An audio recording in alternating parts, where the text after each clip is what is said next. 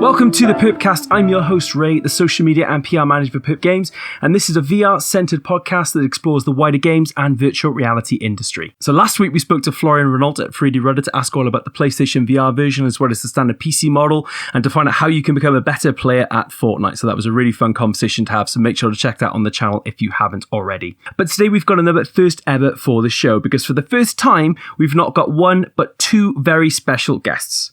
So last year, we published the first ever VR game from the world-renowned studio Zoink Games as they introduced the world to Louie and his friends in Ghost Giant. And now, with the game recently being released on Oculus Quest, we're delighted to be joined today by Ghost Giant's creative director, Olov Redmalm, and lead writer, Sara B. Elfgram. Thank you both so much for joining me on today's show, and a huge congratulations for the recent launch on Quest. Hello, and thank you. Thank you. So good to be here. So it's a real pleasure to have you both on the show today. We're going to be talking all about Ghost Giant, of course, a bit about Zoink Games, the careers of both Sara and Olov, and much, much more. So I guess it makes sense to start with you, Olov, and to ask what you do at Zoink and what's your journey been like in the games industry to get to this point. Well, I'm a game director game director / creative director at Zoink Games, and so I basically run around poking people and tell them to draw better than I ever could. That sounds like a good job. And I do a bit of writing and sometimes a little bit of voice acting. I'm a little bit of jack of all trades, and I love just putting my nose everywhere and having opinions. So that's my job. And so I currently directing a new title that's not a VR title. It's been semi-announced. You can actually Google it. It's called Lost in Random. And it's about a girl and her living dice buddy in a kind of fairy tale, dark fairy tale setting. Ooh, that sounds lovely. Yeah, it's a lot of fun. It's very much like a childhood dream project, something I always wanted to dig into, and it's like a big, just a big homage to all of those stories we used to grow up with. But yeah, I started out as a struggling illustrator, and I studied comics. Tried to make it as a comic artist for a while. I worked with home service on the side, and so it wasn't until I started studying. I was always interested in games, of course, since I was a kid playing Age of Empires 1 and Baldur's Gate. Are two big favorites, and I always wondered, like, how do you do this? How do you make this happen? And also just seeing concept art when I studied art was also like how do I start working with this? And it wasn't until I met Axel Trovenius, actually, as an art director at Machine Games, making Wolfenstein, and he was working. They were situated in my hometown, and I met him. Bought some art from him, some freaky masks that he makes in his free. And I bought like loads of T-shirts from him. Oh yeah, I know. It's great. He's Torvenius on Instagram, and he's got an Etsy shop. You should check him out. Yeah, wow, I'm doing that. He makes a lot of, he does some Twin Peaks stuff and all kinds of dark, nerdy stuff. And but yeah, he was the one who opened my eyes to. I was like 16 years then, and he opened my eyes to that you can actually work with video games in little Sweden, and Sweden is actually pretty big in video games. I learned then, and that gave me hope. And so many years later, after having studied comics and failed as a comic artist, I would say, or failure is subjective, but I came back to the video game road and realized, oh yeah, this is what I wanted to do, and I started studying games at the Game Assembly in Malmö, which is a pretty big school there.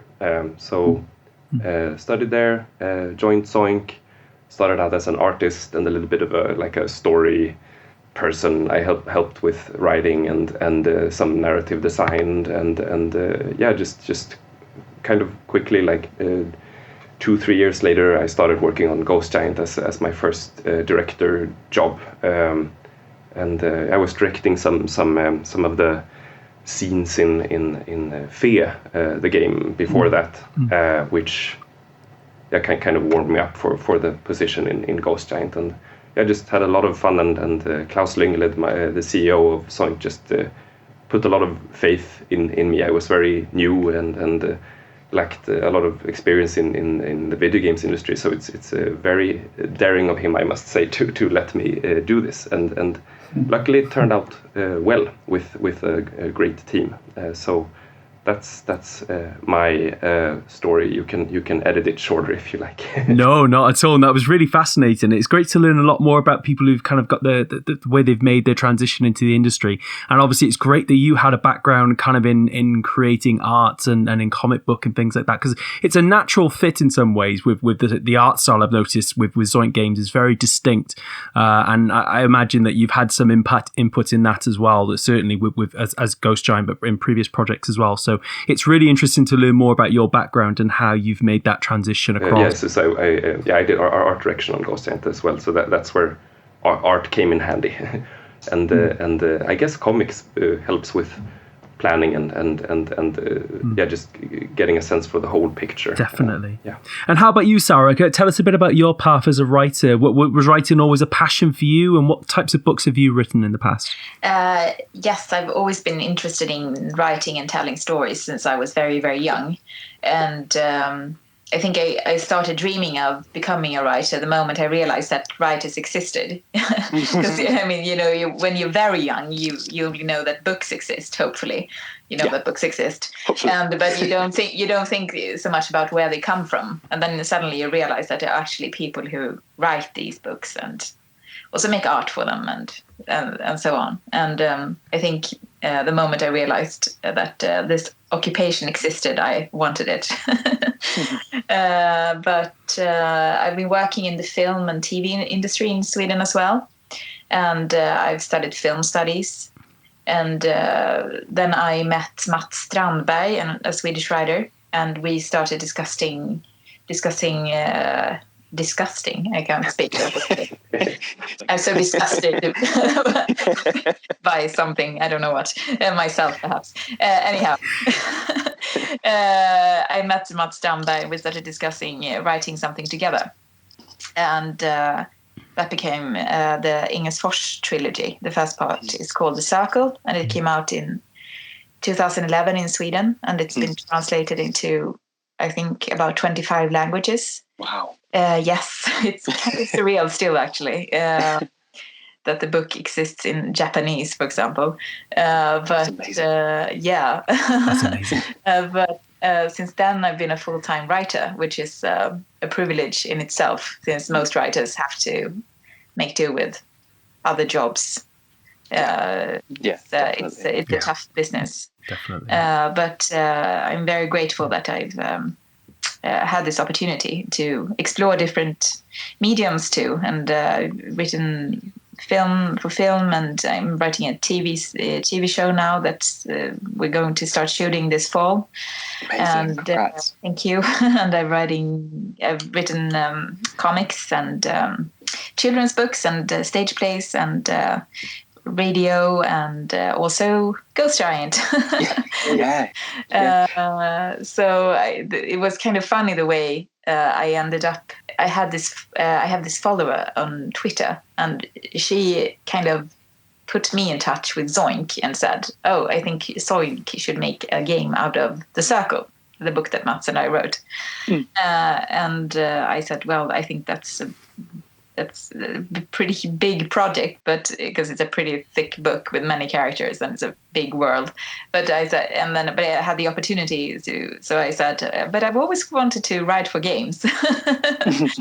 And then Alexandra, she was the person I got in touch with, and she DM'd me and said, perhaps you should come here and we could just have a meeting without just to get to know each other.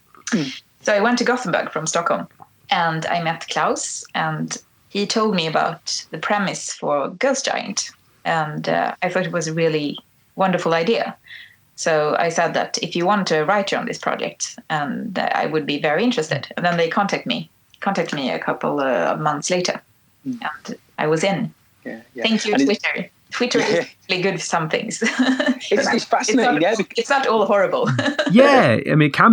Obviously, there are negative sides to it, but it's very interesting. I've read about a lot of people saying that they've had breakthroughs from Twitter and breakthroughs from things like LinkedIn. Yes. You've mentioned there as well, like how you've always wanted to be a writer and you've written for so many different mediums. But I just wanted to start a bit more talking more about Ghost Giant, and obviously with Olov, before Ghost Giant, the team had been working on games like Stick It to the Man and Zombie Vikings. So I kind of wonder, like, how did you go from making these sort of 2.5D side-scrolling platform puzzlers, and then you decided that actually your next project was going to be a virtual reality game like Ghost Giant? I joined Zoink right after. I remember seeing the Zombie Vikings trailer while I was studying games and thought, oh, that's where I want to go. And I was a bit sad that they weren't making a sequel to that when I got here. But when I joined here, that's when they were in the middle of working on Fe, their first full 3D project, and so that was Zoink's first stepping stone into the 3D world. And I guess after that, Ghost Giant became a sort of bridge between our more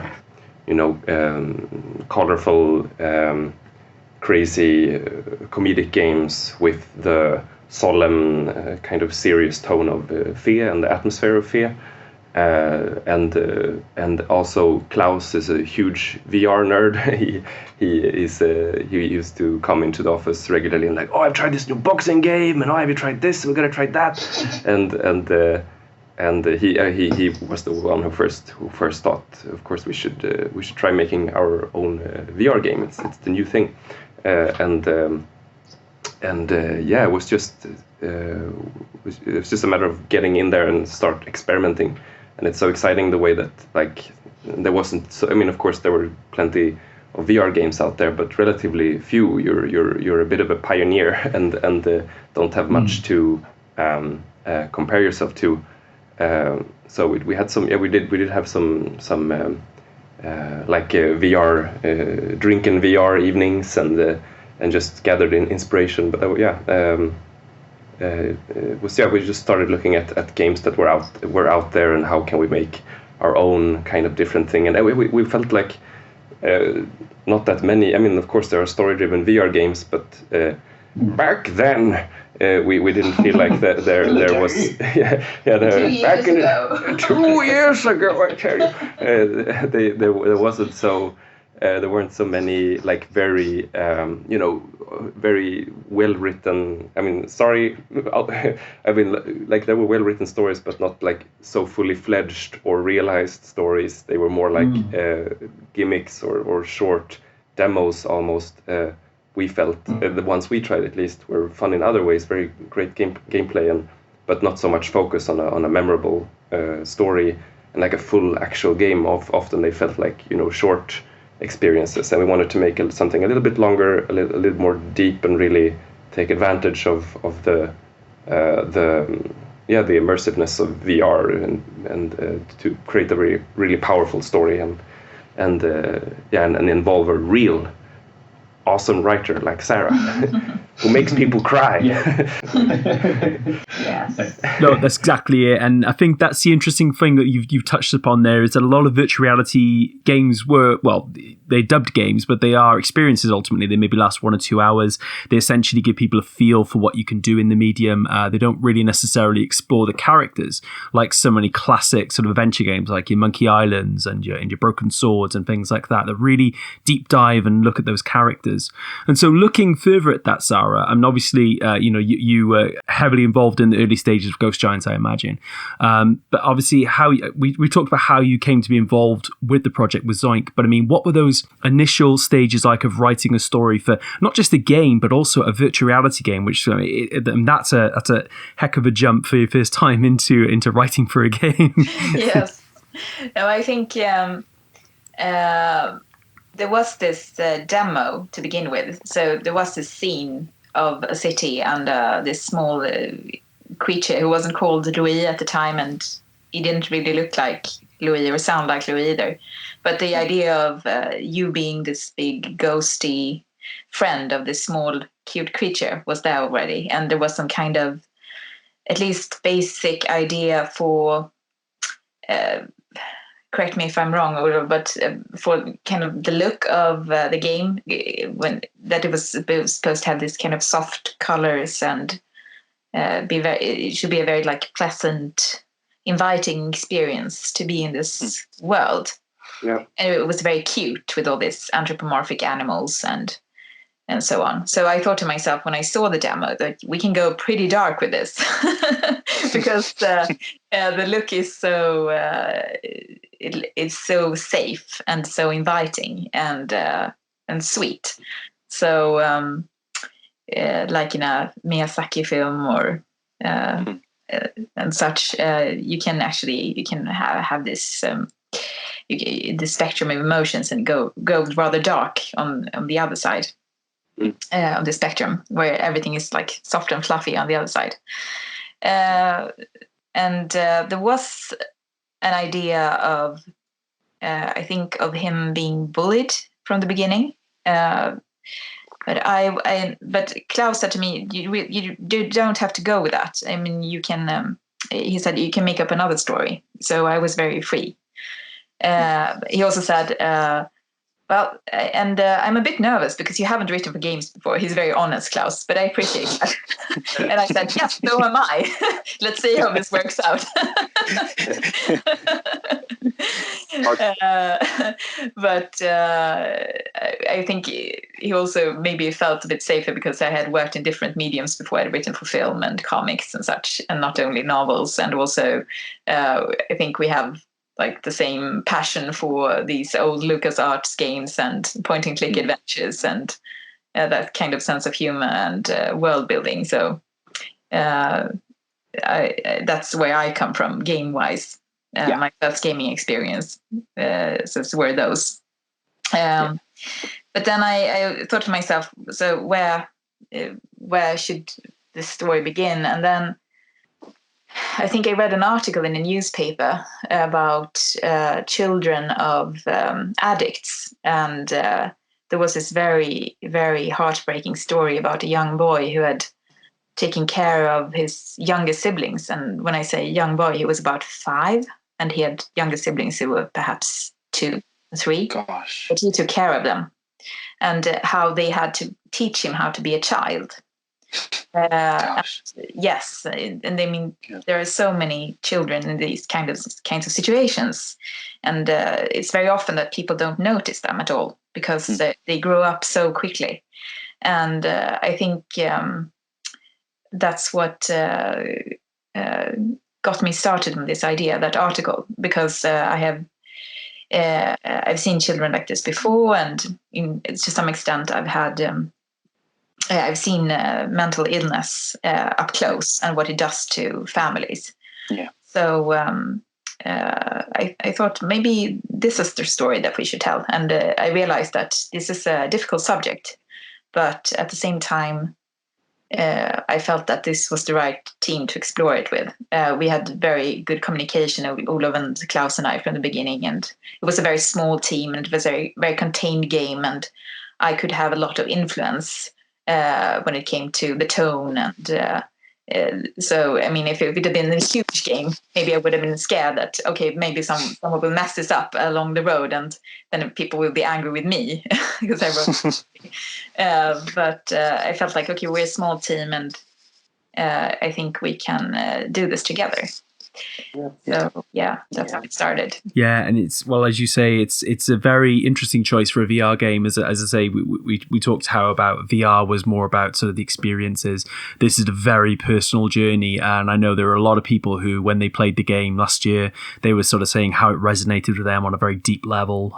Some people said it explored the struggles they have with mental health, the issues that they have in their own families. So I mean, it's really touched a lot of people, and the story, as you say, you've really crafted a story that's really resonated with a lot of people. So that's in of itself, that's a very unique thing for virtual reality. So I mean, obviously, when you're talking about creating a game for virtual reality, I mean, obviously the writing can take you so far, but then there's obviously that immersion as well, and how you're interacting with the world.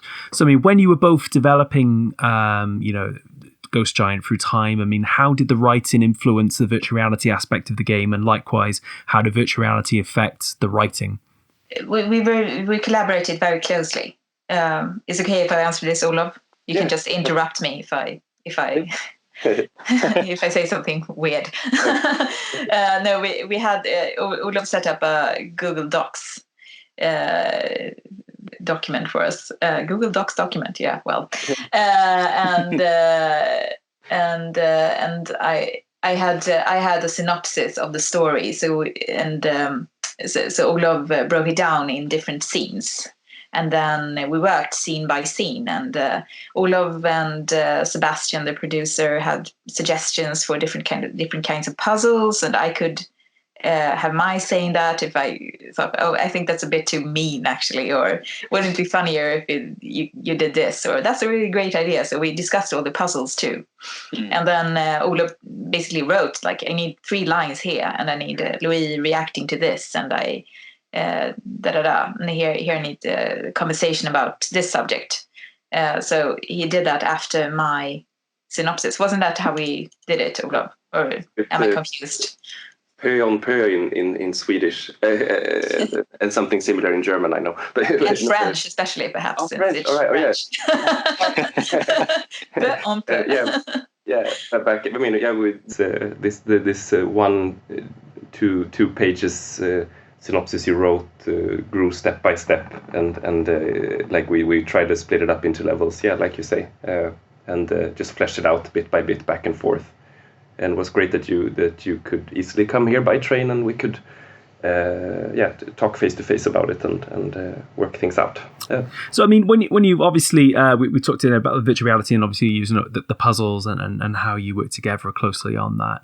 I mean, but when you're writing like certain pieces of the story as well, I mean, what are the sort of the main differences? Say when you sit down to write a novel or a screenplay. I mean, was there a really difficult learning curve compared to what you were used to, or was it fairly standard practice? There's always a learning curve, and also going into each new project there is a learning curve, because you have to understand each other, and even though I felt I could communicate with Klaus and Olov from the beginning, you still have to get to know each other and understand what the other person is trying to tell you.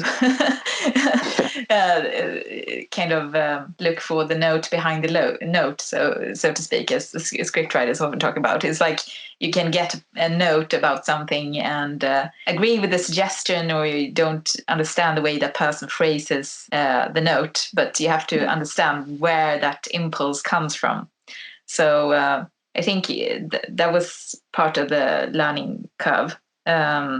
I think we worked with the beginning a lot, because that's what you always do. It doesn't matter what kind of medium, if it's a novel or it's a game or radio or a film. In my experience, I think you go through that beginning again and again and again, because it's so important to set the tone right. But I think it was pretty easy though for me, since I am a gamer. And I enjoy games. I enjoy gaming. I think if I hadn't been gaming myself, it would probably have been very mysterious. Yeah, I suppose it would give you perspective, like, because you'd be used to how a game plays, and so therefore you would kind of understand how you would write in a puzzle and how you would write in dialogue and things like that. And I also had emotional experiences in games, and I thought a lot about how they work and why they work and why they don't work sometimes, and so on. And it was very good also because I was involved with the casting process. Olov and I casted the whole game together, and that was very good too, because it's very much about finding the right tone, because the earlier Zoink games had been more cartoony, so to speak, in the tone, which is great, because they're great games. But this was the tone is different. It's softer, I guess one could say. Yeah, there was also like a difficult balance of like softening the tone, but also keeping these spikes in emotions and humor to keep the player engaged and awake. I don't think was there so much of a problem. Sorry for interrupting, but I think we were a bit worried about that in the beginning, but then we realized that we need to grab the player's attention in a more because in the beginning it was like, oh, there's so much going on at the same time in every scene. So what should we do to catch the player's attention, and should they scream higher? But I remember that discussion, and I was like, no, I don't think that's it. They shouldn't do that. We have to find a technique to point the player in the right direction, so that they will know where to look and they should listen to. And that's when Olov and Sebastian came up with this theater stage idea. It's vital for the game to work, because it wouldn't have worked without the theater stage.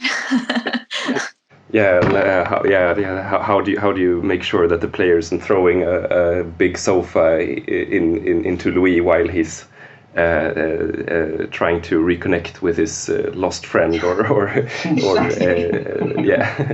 So, and that's a strange thing, because I guess in some players' instincts to do something like that. I mean, you see it all the time in videos of how people sabotage each other's gameplay online. So, I mean, it might be an instinctual reaction for someone to do that in VR, and you're actually trying to have a very serious moment in the game. I think the problem was that no one had really done cutscenes before in this kind of game, because we can't really introduce a cutscene in this format. So it was like, how are we supposed to have the equivalent of a cutscene?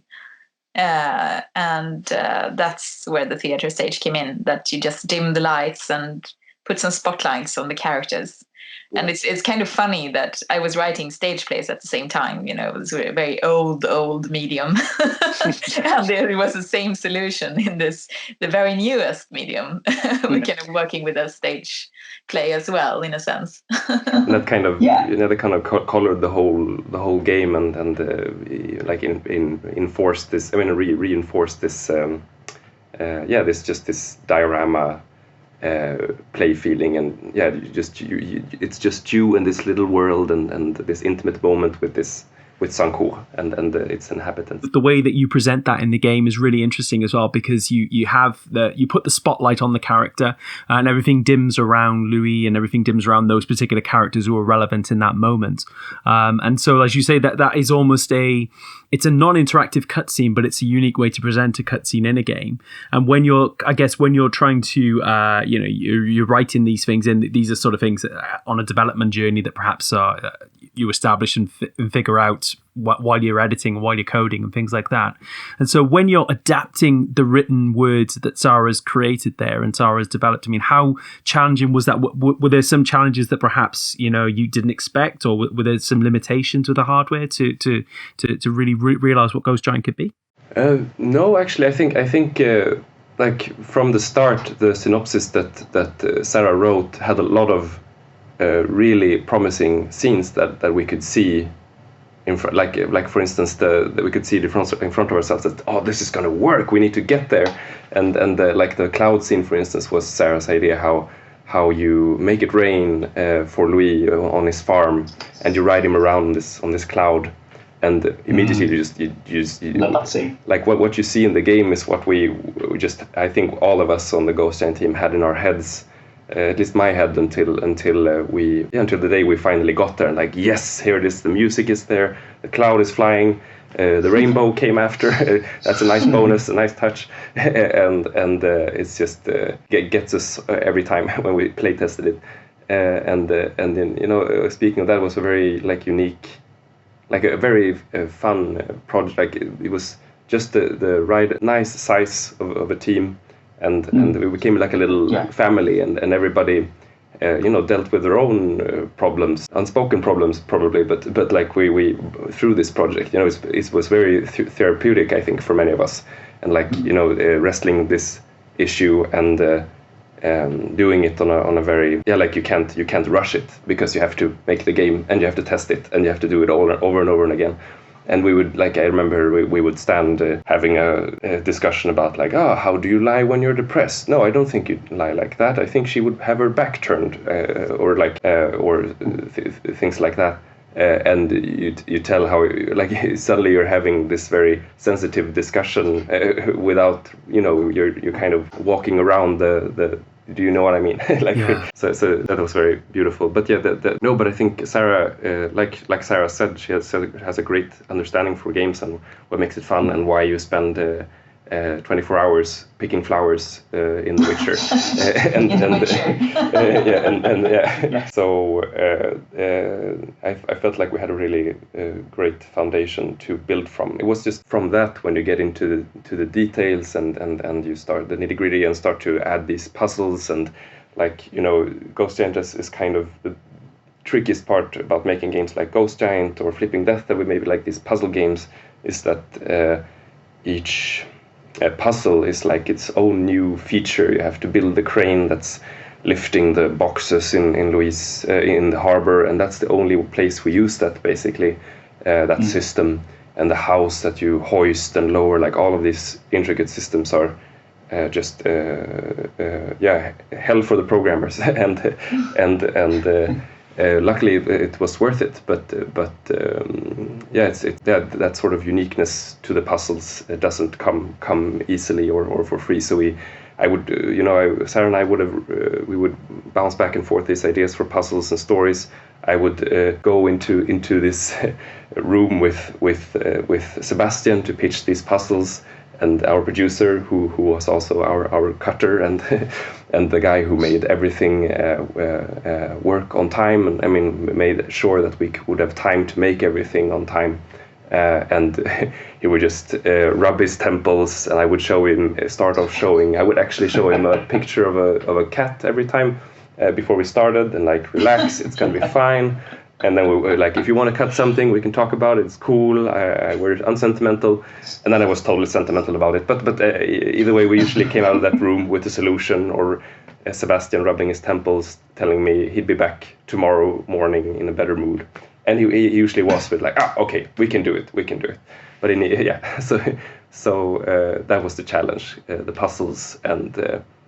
And Sebastian, like, of course, like everybody else, loved the puzzles and wanted to cut as little as possible, but he was also a realist. So I talk about him like he's dead now. He's okay. He lives, still making games.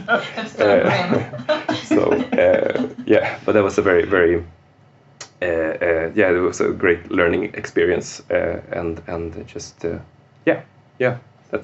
was the biggest challenge. I think it was also, I mean, the fact that I could come up with good ideas for puzzles that were also integrated in the story was also that we had these conversations, Olov, where you told me like, we tried this feature in a different game and it would be fun if we could do this sort of thing. And that inspired me to think of something. For example, we had very early on, I think it was Klaus who requested that, you should have a scene where the ghost giant shrinks.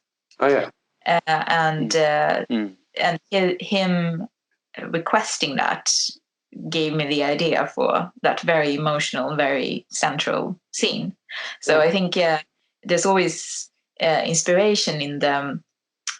Sometimes in these, wouldn't it be fun if we could do this ideas, and also sometimes the technical limitations can give you inspirations for smarter solutions and so on. So I think, like, for example, when I work with film or TV, I always work very closely with the director or the directors, because it's the same thing, that it's the person who will actually make the whole thing work in the end, hopefully.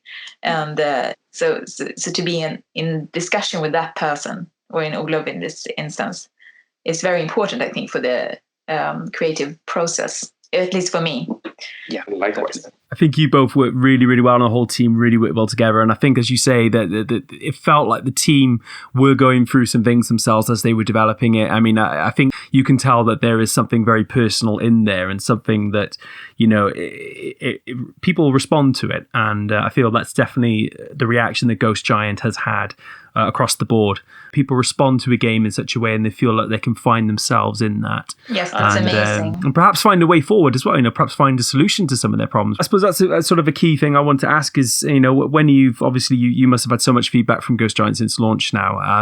Are there any particular stories that have really stood out to you? Has anyone approached you and said, the game has helped in a certain way, or is anything that's really touched you?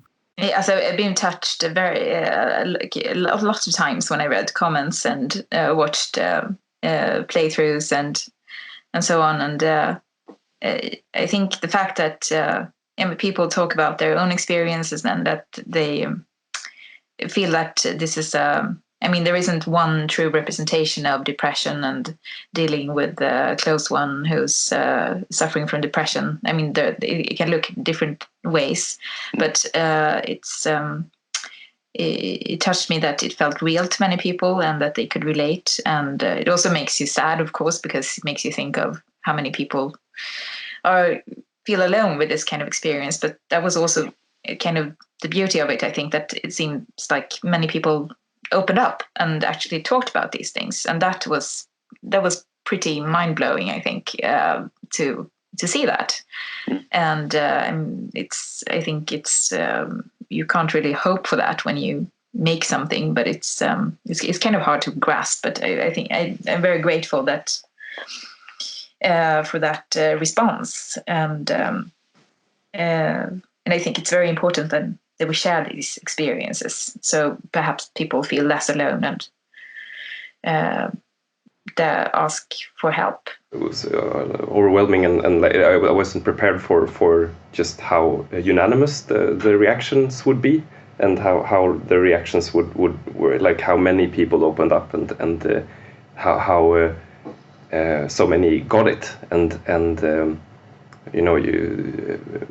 I expected more people to be more reserved about it, and or maybe feel, there's a common reaction or common reaction to like shut down a bit and get a little bit defensive when you notice that a story is trying to poke you or like which I didn't think Ghost Giant was, but I was, of course. You never know if it's going to work or how people are going to interpret it, or you can simulate it or guess. But I was just I was just so happy that everything clicked and that people got it, and just that the gameplay and the timing and the writing and everything just worked together to convey this story. Yeah. And I think it's very important, and that was something we discussed very early on as well, that there is a sense of humor in the game, and there are silly jokes and silly puns, and because I think today I read this someplace, so it's not me being clever. I'm just borrowing it from someone cleverer than me. But someone said something along the lines that today many people mistake seriousness for the lack of humor. And I think that's very well put, because has been this trend of, okay, now we're making something serious and no one can smile and it's always raining and it's always dark, and but that's not what life is like. And that is not what life is like, even for a child who is going through what Louie is going through. There are beautiful moments and there are funny moments, and all of these facets can exist at the same time. And you can go very quickly from laughing to crying and crying to laughing, and that's what life is like. And I think if we had approached it in a more grim and serious way, I think many people would have not perhaps accepted the story as they did now, when we kind of made it with this whole spectrum of emotions. At least that's what I believe. No, I completely agree with you. I think, as you say, I think the tone you got so right with this, because it was very, if you just made it serious all the time, it wouldn't have had the impact that it had. And I fully agree with that. And I fully believe that the tone was just right with the game, and both with the way that you interact with the world as well. Like, for instance, shooting basketball, fun little things like that do the game, finding little hidden caterpillars to just distract you a little bit from what's going on. So there was a lot of things that were just that helped to process and to deal with the hard themes and difficult themes that you were approaching in the game? To me, it's so almost everything to keep up to like, it's so inspiring to hear people be affected this way, and it inspires you to keep creating, and it's really what it's all about for me, at least at the end of the day, to just, if I can, if one person tells me this story about how it brought them out of a dark ditch, or like that makes it all worth it. It's just making people feel things and confront things. I think it is what it's about.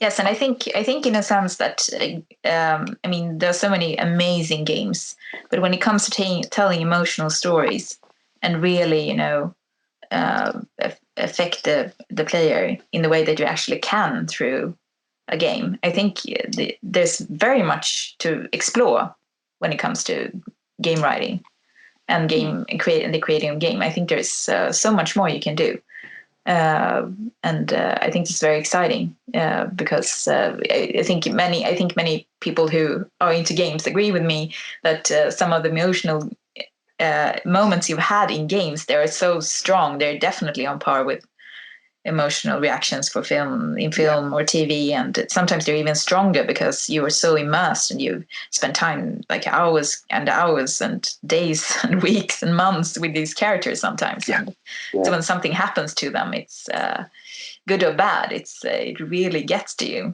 And I think there's even more to explore in that area. I would also like to add that I actually consulted a child psychologist with the whole Louie storyline, and I sent it to her and discussed it with her. I just felt that since it is such a serious subject, I just felt that I wanted to discuss it with a professional.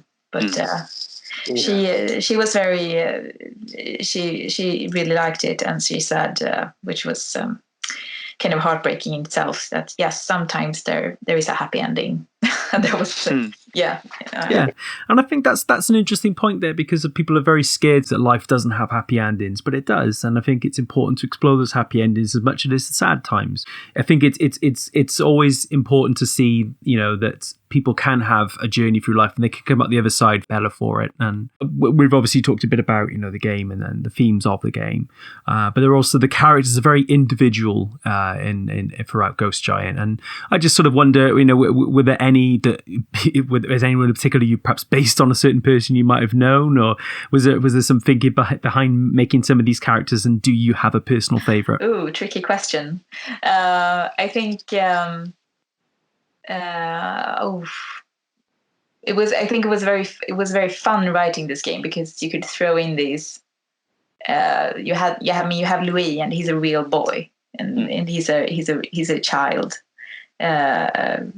who's has had to shoulder responsibility much too great, but and Maurice is also a child, and they have their relationship. But many of the other characters, they're a bit larger than life, and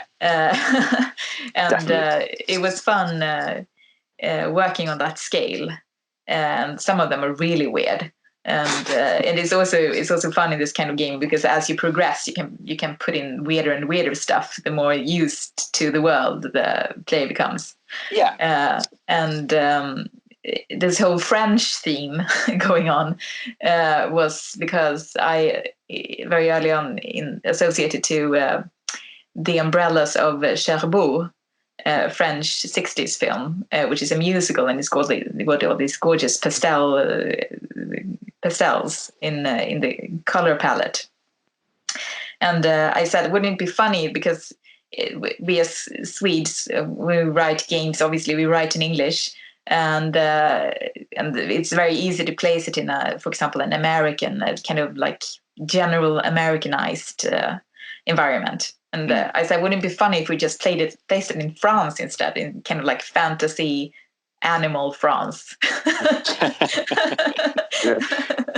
Because it added an extra dimension to it. So there are lots of some people have seen this. Lots and lots and lots of references to French literature and French cinema and French famous people, actors and directors and writers. I amused myself with that. That was funny. It was fun for me. Maybe no one else, but for me it was fun. my brother knew. He saw the references. I didn't, but he's more cultural.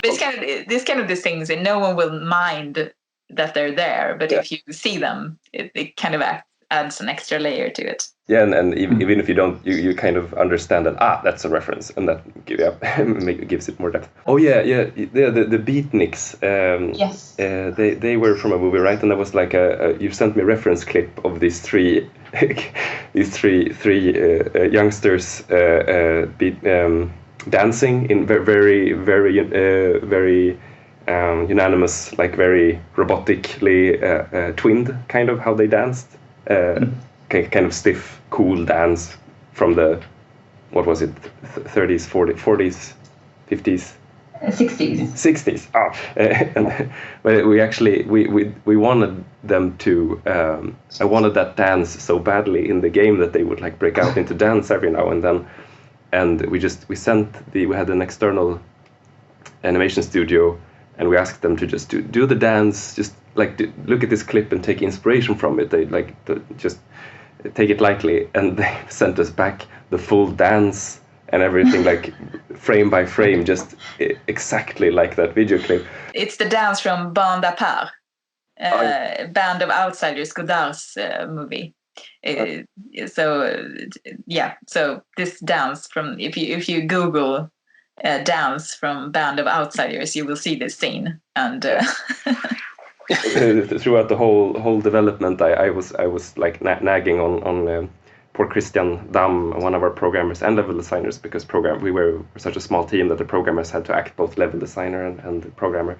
But I was like, please, Christian, because he was in charge of that level. Can we add this animation like this? And like, no, I think I don't have time. I have to focus on this right now. And like it was something that I would bring up throughout the whole project, and it never made it in, and it was the most expensive animation on the whole project. And but you live and you learn. So, yeah. Well, it would have been great. Yeah, we had it we made a horror spoof trailer of Ghost Giant with that dance in it for the release party. No, that I have to see. No one will ever see that. I think I've been forbidden to ever show it, but I maybe I can slip it under the counter for you. I'll tell no one. It'll be our secret. It's fine. Horrible things happen to the people who watch the Ghost Giant spoof trailer. Okay. Maybe I'll skip this one for now then. You play as a boy who's trying to cover up the murder of his mother. Yeah, exactly. Like I said, it's too dark. No, I think that, for example, the beatniks, that was funny because from the beginning there was this idea that, and then there are a couple of bullies blocking the way when they're standing in Louis' way when he's trying to cross the bridge. And I said, wouldn't it be funny if they were just these really pretentious beatniks who are into existentialism and they think that Sankour sucks because there's no real art and they want more art, and that's their goal with this blocking the bridge. Well, you haven't seen that before. No, it's definitely, yeah. Exactly that, yeah. And it's playing with familiar themes that people, everyone can connect with, but also doing them in a quirky way that, that has never been seen before. So and I feel like that's a lot of thing, you see that in a lot of arts nowadays, where people just try to play with established themes in new ways that you would never expect to find.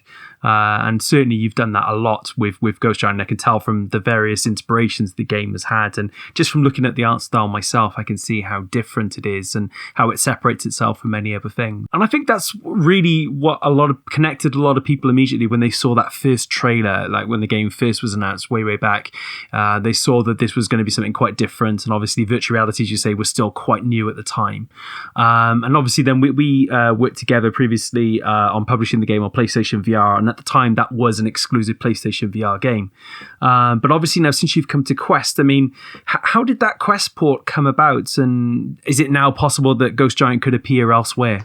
Well, it was a long time coming. It felt natural since we were developing and using the Oculus for PC. So we were constantly moving back and forth, building for PSVR, and developing with using Oculus. So we already had a pretty great draft beforehand. But yeah, the biggest challenge was we had excellent help from a studio called Guru Games, not far from here, Gothenburg, in Skövde, outside Gothenburg. They had some problems with shaders, I know. Like Ghost Giant's hands, for instance, were rendered differently in Oculus, so in Quest, so they had to reinvent that a little bit, make a new shader and also the technical restrictions. The Quest can handle a little bit less than the PSVR, so they had to just rebake the environments and try to mimic what Leo Brynjelsson had baked before. He baked, none of the light in the lighting in Ghost Giant is real time. Most of it, at least, is baked. It's basically textures. So they had to just generate these new textures, and Leo would look at them and compare them, and like, yeah, that looks good. So that was a big challenge, and apparently all of the objects in all the usable objects were invisible at the beginning. The logic was there; they could finish the level, but some stuff were invisible, and they had to solve stuff like that. So little wonky quirks like that, but mostly. You mean they were ghosts? Yes. Yeah. Yeah. So there's a new. Sorry, I just had to. I'm very sorry about that. Yes. It's always welcome. Yeah. Yeah. The just trying to make it look as nice as on the PSVR, while still downgrading the graphics, and they had to cut out a bonus NPC or two that wasn't crucial for the story. It was just an extra koala in the harbor you could poke, or an old man in the marketplace who had to go, unfortunately. Poor guy. Yeah. R.I.P. But they worked really hard on it, and it's thanks to them that they made such a great port of Ghost Giant, and I couldn't be more proud and happy with it. So I tried it myself, and everything works as it should. So that's great. Yeah, absolutely. And obviously, I've had a chance to try it myself quite recently as well. And a bit of exciting news as well to let you all know that Ghost Giant will be our next Perp Plays. That's coming very, very soon. So stay tuned for that. And there's going to be some commentary from Olov on that as well. So really some interesting insights came from that. So I'm looking forward to you all seeing and commenting on that as well. And obviously, that when we've talked a lot about Ghost Giant, and we've talked about bringing it to Quest and the impact that it's had, and it's obviously been received so well, and it's exceeded your expectations. But I suppose the key question I want to know is, I mean, has it inspired both of you to work in VR again? And is this something? Perhaps is there a future in working in virtual reality for Zoink and for you, Sara? I mean, definitely, it's really lifted our spirits, and just. So we started out working on something we've never worked on before, for good and for worse. I think some crazy creativity comes out of you trying something different, just barely having your head above the surface, it's definitely inspired us to make more, but it depends on resources and team manpower and all that kind of boring stuff, and it's a relatively small market compared to flat screen games, boring flat screen games. I've actually learned that these people call them pancake games now, which I didn't realize. I thought that's an odd name to call a game. It's like pancake games. I love it. Oh man, it makes me hungry. Pancakes. Yeah. but we're definitely not excluding the possibility. Just keeping our eyes and ears peeled and for opportunities and ideas. And that's definitely we have. During the project, of course, you have a lot of time to talk about what would a sequel look like, and of course we would jokingly talk about the evil ghost giant game where you get to destroy things. I'm not going to write that. but that probably wouldn't be called ghost giant. That would probably called ghost demon, perhaps. Ghost demon, yes, yeah. Ghost giant demon. I don't know. Physical demon that breaks. Spawn. Yeah. That's large. Huge demon. Or you could go for the Super Smash Brothers alternative, Ghost Giants, where you've got two Ghost Giants fighting against each other across Sanko and you're throwing stuff at each other. I mean, it could be interesting in VR. Yes. I would definitely like to write for games again, either VR or pancake games. But I kind of almost did that, and there was this project where I was almost involved, but I had to turn it down because I didn't have the time. That's my general problem. That I had 8 releases last year. Wow, gosh. Ghost Giant was one of them, and right now I'm working on 2 TV shows and a new novel and this radio thing that I'm writing. Quite busy. Games, yes, definitely, but I don't know when. And I'll see what hopefully happens. we'll get to work together on something, some game or other in the future, be it Ghost Giant or I think we'd all love that. I mean, I think the collaboration that came together was really, really great, and I thoroughly enjoyed it. I know many of us did as well. So thank you both for creating such a great game. The physical copy, my first physical copy of a game that I helped create. I'm very proud of it. I have it here in my bookshelf with all the foreign editions of my books, and then there is Ghost Giant. It was so much fun to work on, and obviously I got to meet you both at the last year as well. So that was a lot of fun for me as well, and lovely to see you in your working environment as well, and just seeing what a day in the life is like at Thunderful. So it was I know how hard you all work, so it was great, really, really fun. So just before we get to the fan questions, then just the last question really for you, Sara. Do you have any advice for people looking to get into work as a writer in games? I know you've obviously experienced this with the one game, but I mean, are there any lessons that people should be aware of going in that perhaps they might not expect? Get on Twitter. No. Get on Twitter, yeah. Yes. Well, it's really hard for me to say because I mean there are many people who work as writers in the game industry, and then they really set that goal for themselves, and then they got there. And I kind of stumbled upon this through this kind of I took this very strange path to writing for games. Perhaps I can give some advice when it comes to the writing.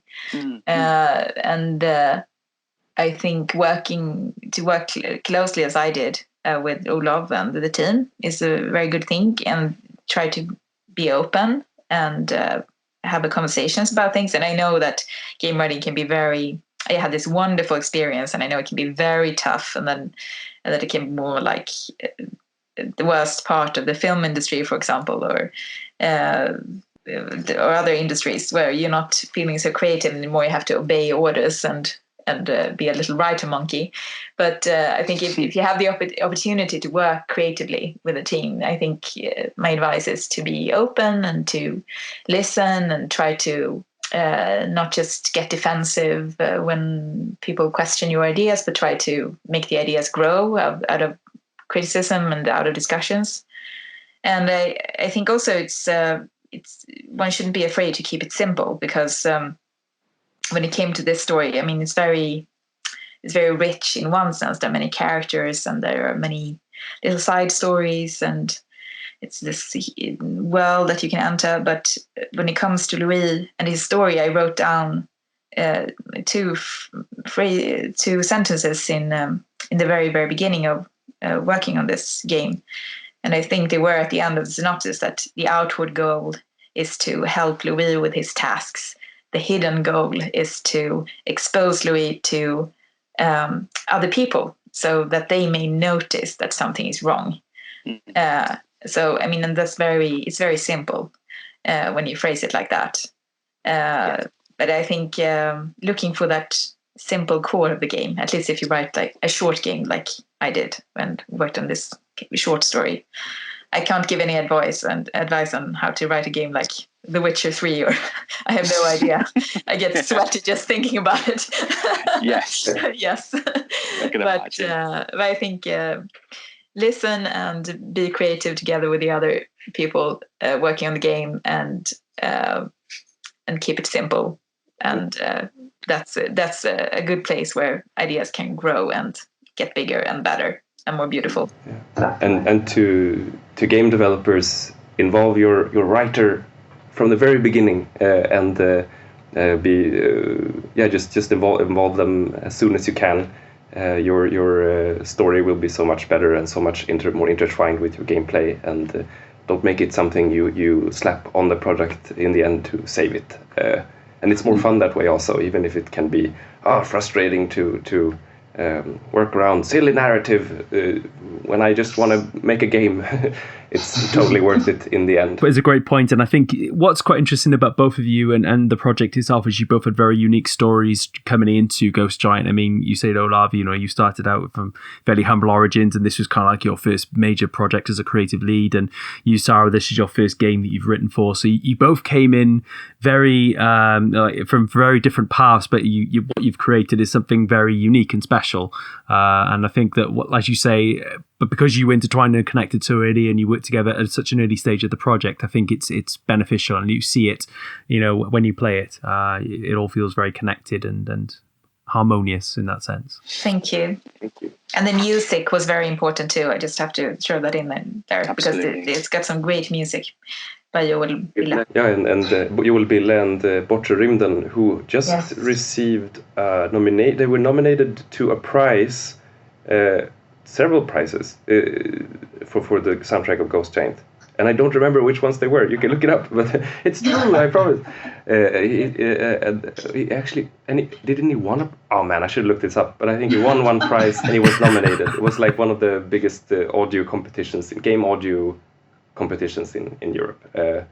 I could be making this up. You'll never know unless you look it up. It's incredible, and as you say, the music does play such a crucial role. It's one thing we haven't really explored and looked at, but obviously, when you were collaborating on that, and you were talking a bit about how it was impactful to the story. I mean, bringing in the music must have been so important as well at key moments, like you say, during the cutscenes when it's a very serious, sensitive moment, and obviously, you bring in certain moments when it's, for instance, like very jovial moments as well. And I think that's also very important as well, and it helps paint the wider picture, not just from the words in the. One of the songs, the theme of the theme that plays when Louie rides the cloud, was actually written and recorded and everything before we even had made that scene. When I heard that the first time, Joel was showing the music and we were just deciding who was going to make the music, we heard that song and I was like, oh, that's the cloud scene, or that's the Ghost Giant theme, and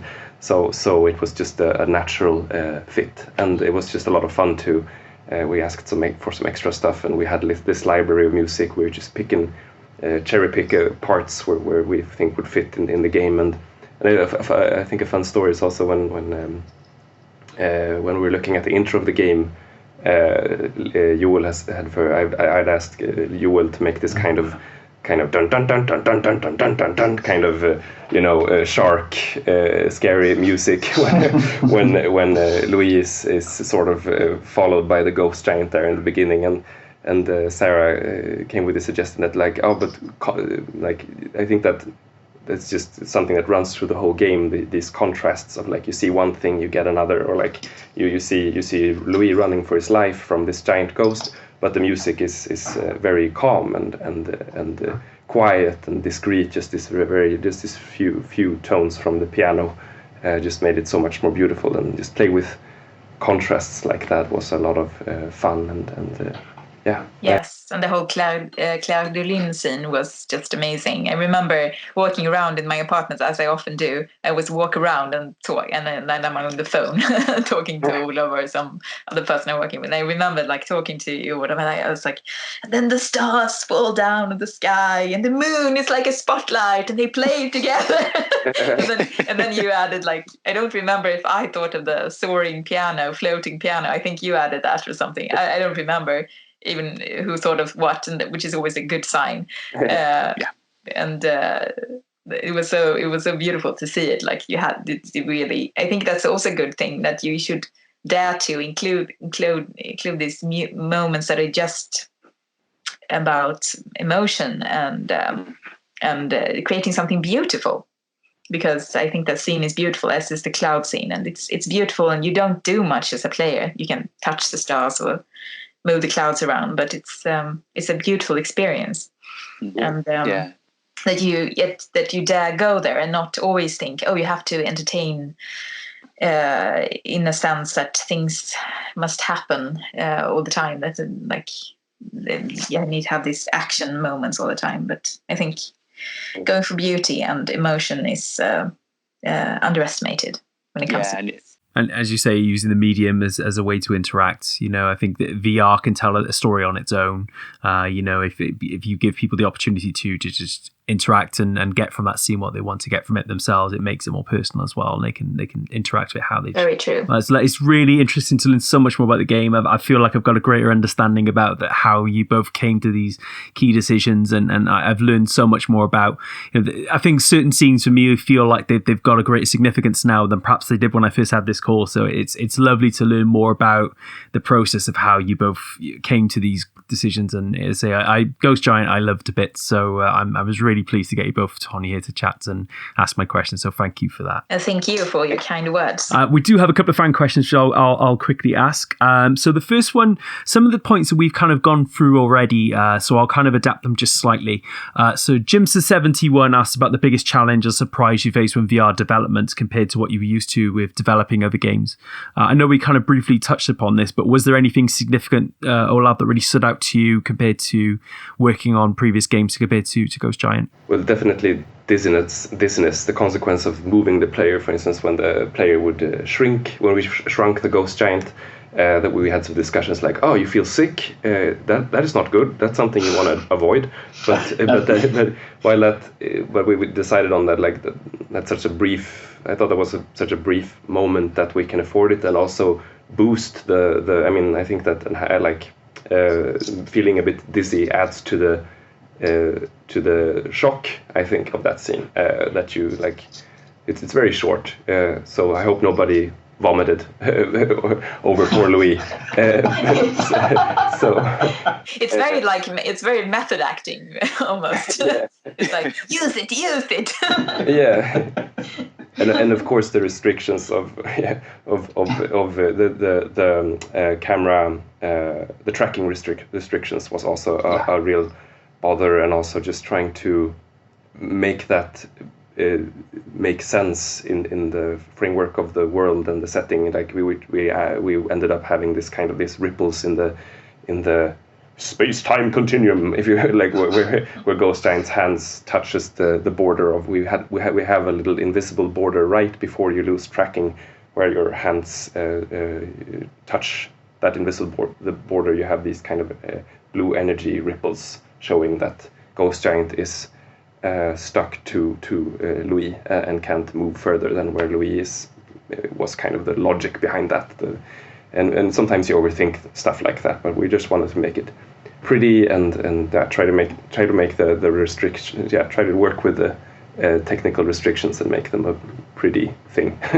and yeah. I think one of this is not specifically for VR, but writing for games in general, it's this thing where you have to give hints on what to do. And I remember Olov and me having these conversations, and Olov said, so we can give you a hint about pushing that button. I was like, no, Louie can't see the button. The button does not exist for Louie. So he has to say it in some different way. And I mean, that's I think that's very specific to game writing, that you have you need these kind of like vague but not too vague phrases where the character says something helpful but it shouldn't be too obvious and preferably kind of funny perhaps also. Yeah, and why can't the player pick up Louie and throw him away, or like that was also like something. Yeah, like we had to. There were some puzzles that I touched on the other video that's gonna air later, but like how some puzzles couldn't be because they would have involved moving characters and that opens just the whole box of worms, kind of worms of like why can't I then pick up Louie and throw him away or anyone? You can pick up the car when Louie is in it, but you cannot pick up Louie. Don't ask why. Oh yes.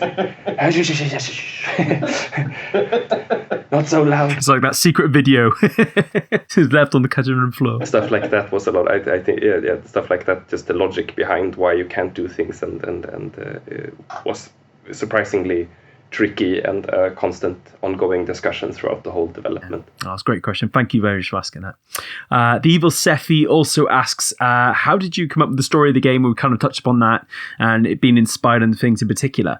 But I mean, I suppose one of the interesting points is what was the story behind the design of Louie? Because obviously I know Sara, you talked about how it was sort of half based on a boy that you read about. But I mean, when you were deciding about what kind of an animal you would like to represent Louie, I mean, what was the inspiration behind that?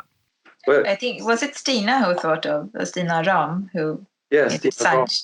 Our lead concept artist back then on the project. She actually first for the demo that Sara tested also that where we experimented and just saw we made a prototype before the game where we just tried out and saw what we could. Can we make a VR game and can we make it fun with our storytelling and we just put the player in the middle of a town.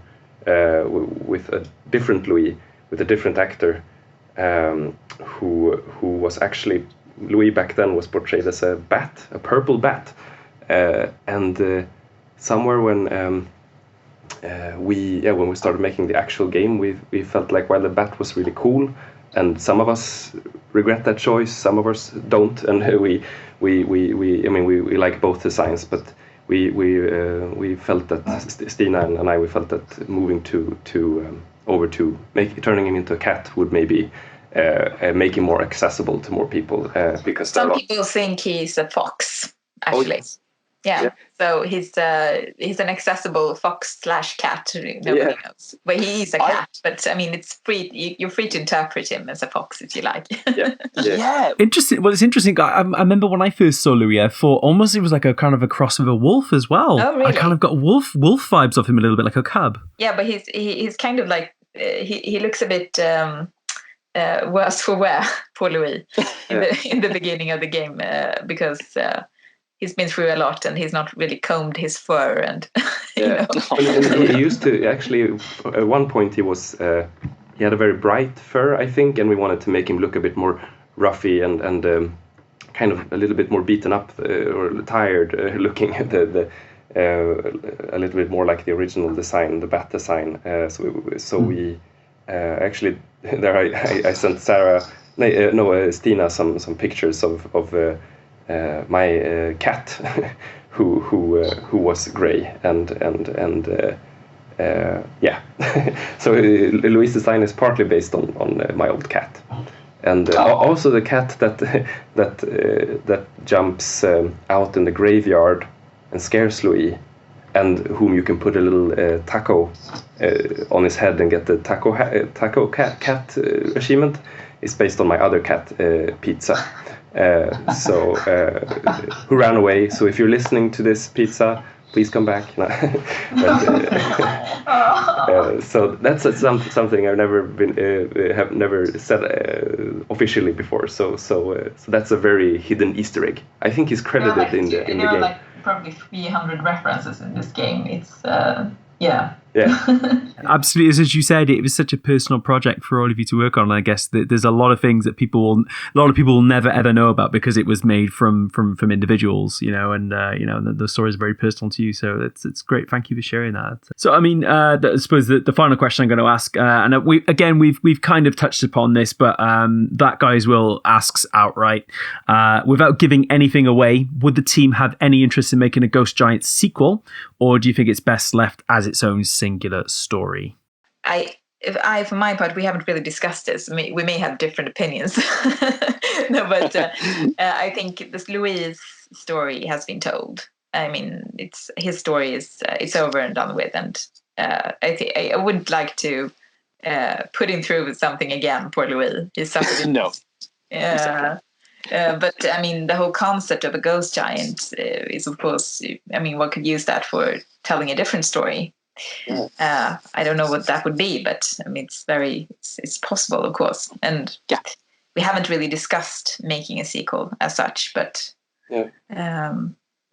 like we said before, I would love to work with Olov and Zoink again. So yeah, likewise, and I think there's a lot of potential for a second Ghost Giant.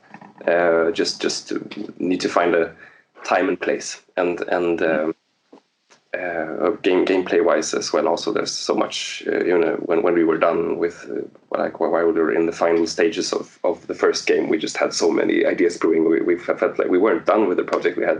We had separationsångest. What's it called? We just had a general anxiety of being done with the project, and we wanted to stay in that world. So it felt kind of melancholy at first to move on to other projects, but which I'll probably feel the same about in the end. So yeah, definitely lots of potential there, and I agree with Sara that it will probably be another story about someone else and a different kind of maybe a purple ghost giant. Oh, yeah. It is the ghost dragon that she hints. Ghost dragon. The bag lady, she has a ghost dragon. I don't know if anyone noticed, but she actually says, "No, ghost dragon, they are friends." She can actually see the ghost giant. She's the only one who can. So that's a nice little Easter egg right there. Yeah, right, ghost giant. Yes. Ghost dragon, she says. Yes. I think yes, it would be fun. And also, I wrote this radio play. It took me ages to write. It was so funny. Olov had this idea, which was a great idea, that there would be like small radios hidden in every level, and if you found the level, you would hear a snippet of a radio play, which was about Commissaire Migraine, this character that the writer Madame Melville writes about, this mystery novel character, which is of course loosely based on Commissaire Maigret, which is this crime character, famous, written by Georges Simenon. And I wrote this very noir-esque story called Commissaire Migraine and the Case of the Madeleines. And it was very dramatic, and it had thunderstorms, and it had the femme fatale, and it had Madeleine cookies that were poisonous, and yes, it had everything. But then Olov said, "I'm very sorry, Sara, but we can't use this." We don't have the time. And the funniest thing was that when he asked me to write it, I was like, "Are you sure? Because it would take me ages. And will you have the time to record it?" And Olov said, "Yes, of course, we will." I'll draw you a comic based on that script. You should. Then you should sell it. It's extra bonus material for Ghost Giants fans. Yes, put it in the box. We'll make another box with special collector stuff, including that video which you promised you're going to show me later. So that there'll be on a USB stick. No, don't watch it. Don't watch it. But I think that what you've touched upon a very interesting point there as well, about how Ghost Giant was very therapeutic for you and the team. And I chatted to Linnea Harrison at Neat Corp a few weeks back about how she's created this Garden of the Sea project, which is essentially they were working on it between budget cuts too.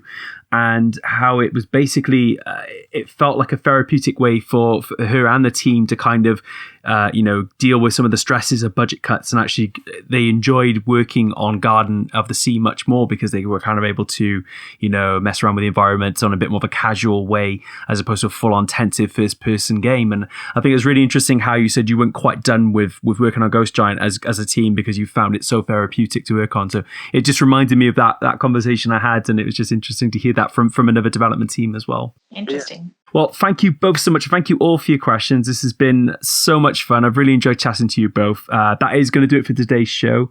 A massive thank you to our special guests. Feel free to both let everyone know where they can find you and anything else you may want to share with your respective audiences. Yes, you can find me anywhere on Twitter and Instagram, especially Sara Belfgren, Sarabelfgren, this weird Swedish name. It sounds like elf, like the elves. Elfgram, Sara Belfgren. Yeah, that's me.